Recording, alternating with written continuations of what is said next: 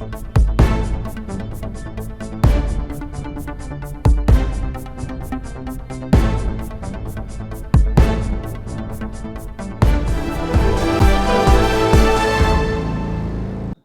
Welcome to ఋషి reports. 2014 తర్వాత 10 ఏళ్ల తర్వాత 2024లో తిరిగి మళ్ళీ ఎన్డీఏలో భాగస్వాములుగా తెలుగుదేశం పార్టీ జాయిన్ అయిన తర్వాత ఒక భారీ బహిరంగ సభ జరిగింది చిలకలూరిపేటలో. ఈ సభ మీద చాలా ఎక్స్పెక్టేషన్స్ ఉన్నాయి. ఎందుకంటే అధికార వైఎస్ఆర్సీపీని గద్దెదించడానికి తెలుగుదేశం పార్టీ, జనసేన చాలా కీలకంగా ప్రయత్నం చేస్తున్నాయి. వారికి తోడుగా బీజేపీని ఎప్పటి నుంచో ఫోల్డ్లోకి తీసుకొచ్చే ప్రయత్నం. అనేక సస్యమిషల తర్వాత, చాలా వెయిటింగ్ తర్వాత బీజేపీ ఫైనల్గా ఓకే చెప్పింది. సో మొట్టమొదటి ఎన్డీఏ సభకు మోదీ వచ్చారు. సో జనరల్గా ఎక్స్పెక్టేషన్స్ ఏంటంటే ఇటు తెలుగుదేశం అభిమానులు కానివ్వండి, జనసేన బీజేపీ అభిమానులు కానివ్వండి, లేకపోతే ఓటర్స్ కానివ్వండి, వీళ్ళు ఏం చేస్తారంటే జగన్మోహన్ రెడ్డి మీద మోదీ ఏమేమి వ్యాఖ్యలు చేస్తారు, జగన్ అవినీతి మీద ఏం చేస్తారు, లేకపోతే ఇటు ప్రత్యేక హోదా కానీ, పోలవరం కానీ, లేకపోతే ఇంకా విభజన హామీలకు సంబంధించి ఏమైనా చెప్తారా. ఎందుకంటే కీలకంగా ఇటు ఆంధ్రప్రదేశ్ అసెంబ్లీ, అలాగే ఆంధ్రప్రదేశ్ లోక్సభలో కూడా ఎన్డీఏ కూటమికి ఎక్కువ సీట్లు రావాలంటే ప్రధాని ప్రసంగం చాలా ముఖ్యమని అందరూ భావిస్తే దానికి పూర్తిగా భిన్నంగా ప్రధాని ప్రసంగం జరిగింది. ఆయన మొత్తం ప్రసంగంలో ఒక్కసారి జగన్మోహన్ రెడ్డి పేరు ఎత్తుకున్నారు.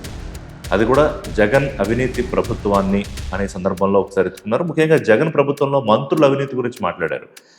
ఫ్యాక్ట్ ఏంటంటే వైఎస్ఆర్సీపీ ప్రభుత్వంలో ఇట్స్ వన్ మ్యాన్ షో. ఇక్కడ తెలంగాణ ప్రభుత్వంలో కేసీఆర్ వన్ మ్యాన్ షో లాగో, ఆ మాటకు వస్తే ఏ ప్రాంతీయ పార్టీ అయినా ముఖ్యమంత్రి ఎవరైతే ఉంటారో పార్టీ అధినేత వాళ్ళ ఆదేశాలకు అనుగుణంగా వాళ్ళకు అనుసరణలోనే ఇటు పార్టీ కానీ ప్రభుత్వం కానీ నడుస్తుంది అనేది మనందరికీ తెలిసిన విషయమే.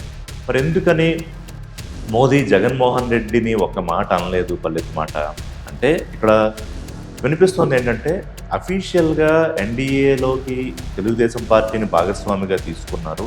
ఎందుకంటే 400కు పైగా సీట్లు ఎన్డీఏకి రావాలని మోదీ ఆకాంక్షిస్తూ ఉన్నారు. ప్రతి రాష్ట్రంలోనూ ఒక్కొక్కరిని భాగస్వాములుగా చేసుకుంటూ వెళ్తున్నారు. మాజీ ముఖ్యమంత్రి Chandrababu Naidu post alliance proposal బీజేపీకి పెట్టారని, కానీ నో ఎన్డీఏలో జాయిన్ అవ్వాలని బీజేపీ పెద్దలు అడిగారని, ఆ తర్వాతే ఎన్డీఏలో ఇటు బీజేపీ, తెలుగుదేశం పార్టీ, జనసేన భాగస్వాములుగా రేపు ఎన్నికలకు వెళ్ళబోతున్నాయని పొత్తు కుదిరిందనేది చాలామంది మన ఢిల్లీ నుంచి చెప్తున్న విషయాలు. అంటే ఇక్కడ క్లియర్గా అర్థమవుతుంది ఏంటంటే అఫీషియల్గా ఇటు తెలుగుదేశం పార్టీని పొత్తులోకి తీసుకున్న, అనఫీషియల్గా జగన్మోహన్ రెడ్డి తోటి అదే రకమైన సంబంధాన్ని మోదీ కొనసాగిస్తున్నారా. గత 5 ఏళ్లలో చూస్తే ఎక్కడ జగన్మోహన్ రెడ్డి మోడీని పల్లెత్తు మాట అనలేదు, ఏ పాలసీ మీద విమర్శ చేయలేదు. పైగా రాజ్యసభలో జగన్మోహన్ రెడ్డి అన్ని బిల్లులకు మోదీ ప్రభుత్వం ప్రవేశపెట్టిన అన్ని బిల్లులకు కూడా ఇటు ఆయన మద్దతు పలికారు.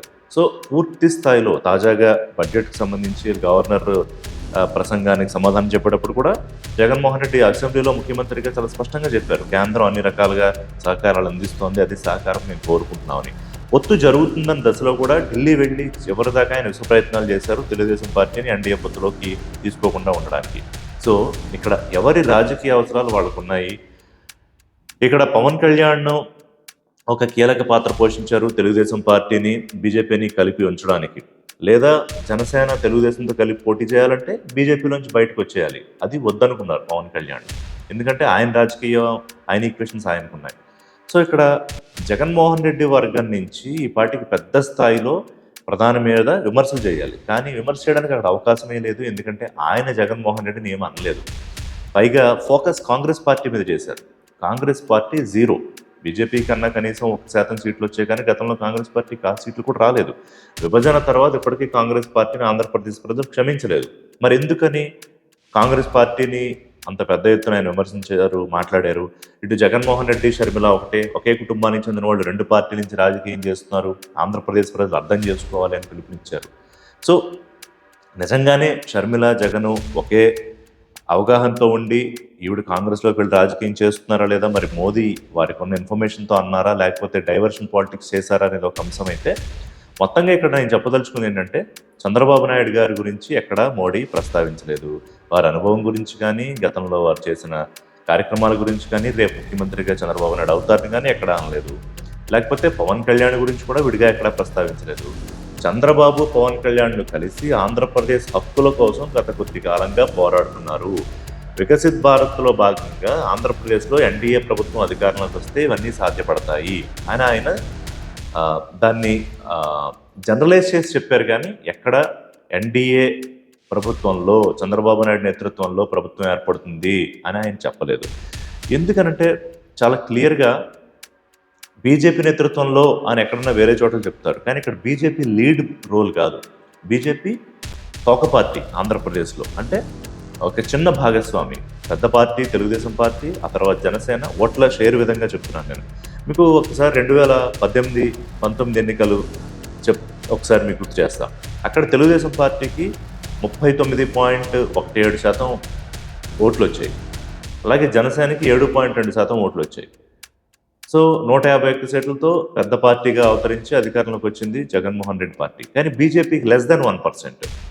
సో అంటే 0.8%. సో అది కొద్దిగా పెరిగినా ఇప్పుడు 1% ఉంటుంది. సో ఎమికబుల్గా ఈ లెక్కలు అర్థమెటిక్ వర్కౌట్ అవుతుందని మనం చెప్పలేము అధికారంలోకి రావడానికి.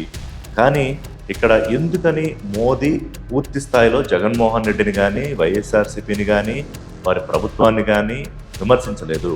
లిక్కర్ పాలసీ కానీ, లేకపోతే ల్యాండ్ మాఫియా ఇసుక పాలసీ కానీ, ఇవన్నీ తెలుగుదేశం జనసేనలు ప్రస్తావించాయి. కానీ మోడీ ఎక్కడ వాటి గురించి మాట్లాడలేదు.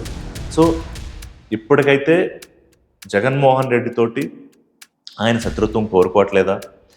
ఒక సామెత ఉంది. అంటే ఒక నిజమేంటంటే ఓన్లీ ఆంధ్రప్రదేశ్ రాష్ట్రం మాత్రమే 25 ఎంపీ సీట్లు బీజేపీ ఖాతాలో, మోడీ ఖాతాలో ఉన్నాయి. బీజేపీకి ఒక్క సీటు కూడా లేకుండా. ఎందుకంటే చంద్రబాబు నాయుడు ఎంపీలు కానీ, ఇటు జగన్మోహన్ రెడ్డి ఎంపీలు కానీ ఎవరు మోడీకి వ్యతిరేకం కాదు. ప్రతి వాళ్ళు అనుకూలంగానే లోక్సభలో, రాజ్యసభలో ఓట్లేశారు.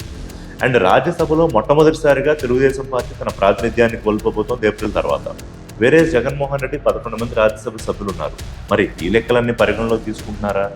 మరి ఎందుకు పొత్తు పెట్టుకున్నారు తెలుగుదేశం పార్టీతో? జగన్మోహన్ రెడ్డి మీద కోపమో లేకపోతే శత్రుత్వం లేకపోతే అంటే నేను ముందే చెప్పా, వీలైనన్ని కలిసి వచ్చే పార్టీలన్నింటినీ ఎన్డీఏలో భాగస్వాములుగా చేసుకుని ఎన్నికలకు వెళ్ళబోతున్నారు. ఎందుకంటే 400 పార్, ఈసారి 400 కన్నా ఎక్కువ సీట్లు సంపాదించాలి. ఆయన నిన్న ఆంధ్రప్రదేశ్లో కూడా ఇదే చెప్పారు. అది చాలా స్పష్టంగా అర్థమైంది. దీని మీద తెలుగుదేశం పార్టీ శ్రేణులు, జనసేన పార్టీ శ్రేణులు ఏమి హ్యాపీగా లేవు మోడీ గారు స్పీచ్కి సంబంధించి.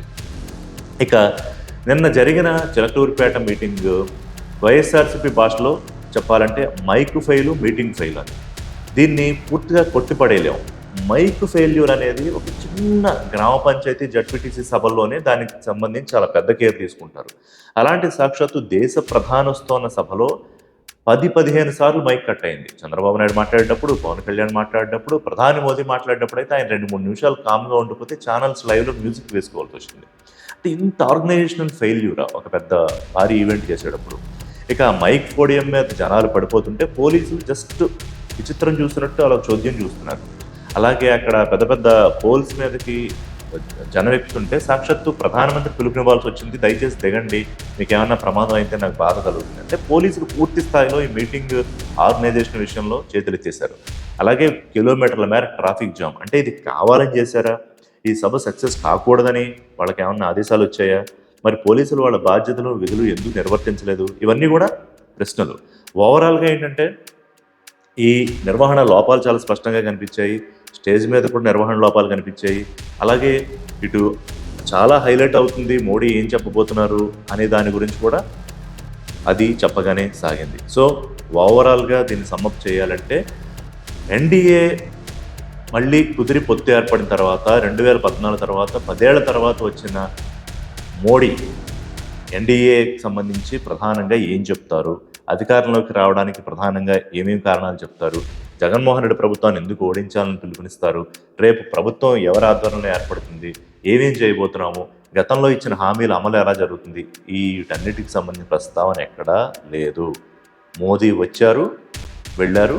ఎన్డీఏకి సంబంధించి పొత్తు ఏర్పడిన తర్వాత మొదటి సభ ముగిసింది. ఇక తర్వాత సభల్లో మరి ఏమన్నా మోడీ పూర్తి స్థాయిలో మాట్లాడతారా, జగన్మోహన్ రెడ్డిని ఆయన ప్రభుత్వాన్ని విమర్శిస్తారా, లేదా ఆయనతో ఫ్రెండ్లీగానే అంతర్గతంగా ఉంటూ బయటికి మాత్రం ఎన్డీఏలో తెలుగుదేశం పార్టీతో పొత్తులో ఉన్నారా? ఇవన్నీ రానున్న రోజుల్లో తేలే అంశాలు. మరో అంశంతో విశ్లేషణతో మళ్ళీ కలుద్దాం. నమస్తే.